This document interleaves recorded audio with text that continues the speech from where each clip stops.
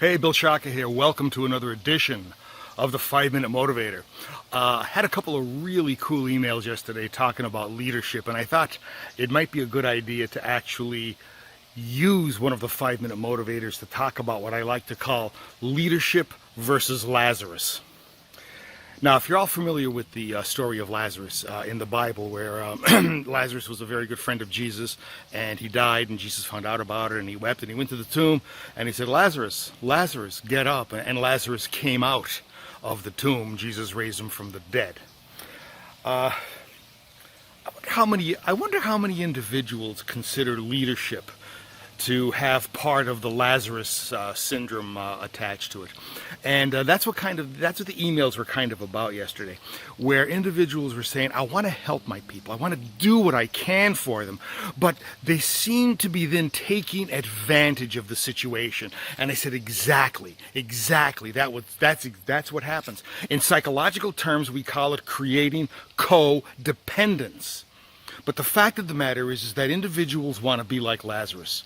Individuals in general are kind of like water. You know, they choose the path of least resistance, kind of like electricity, the path of least resistance. Well, the end result of this process then is that when you start to help a person, they start to use that help as a crutch. Now, ladies and gentlemen, as a good leader, we have to make sure that we assist our people, that we do what we can for them. But our job is not to raise them from the dead. I will point the way, but I ain't going to carry you. Okay? It's up to you to carry yourself. So, consequently, the job of leadership really revolves not necessarily around doing stuff for other people, but helping them figure out how to do it themselves. Here's an example. An individual comes to you and says, hey boss, what do I do in this situation? Now, if you've been in the company a while, if you've been in the business a while, you might know immediately what to do. And you say, do this, and they leave. You've just set up a very interesting dynamic here. What's happening now is that whenever this person has a problem, they are looking at you as the solution to the problem. Okay? They aren't necessarily looking at you as the encyclopedia. They're looking at you as the librarian who's going to look up the passage in the encyclopedia. In other words, they don't have to do anything.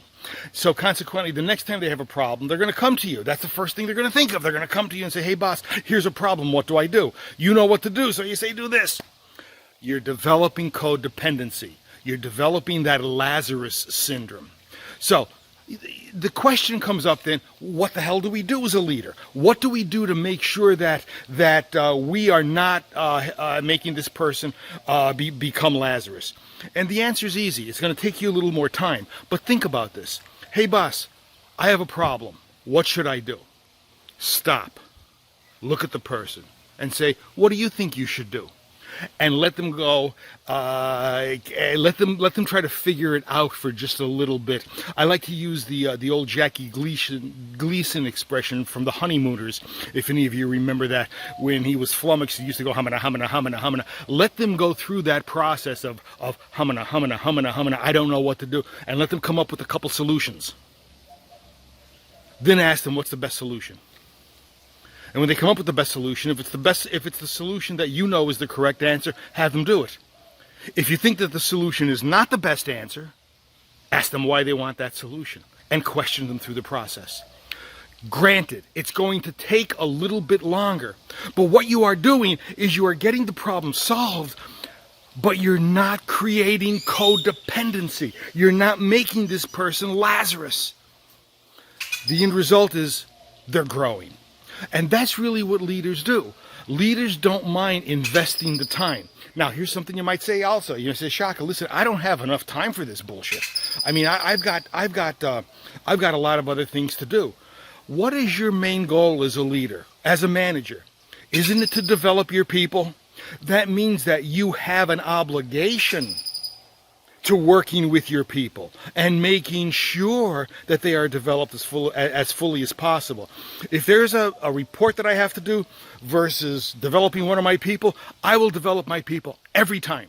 So it's not that it takes more time to do that. It's that you need to have the attitude of carving out that time, that's one of the most important things you could do.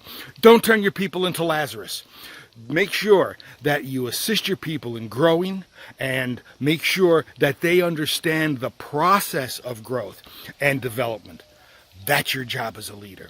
Anyway, I hope you found this helpful.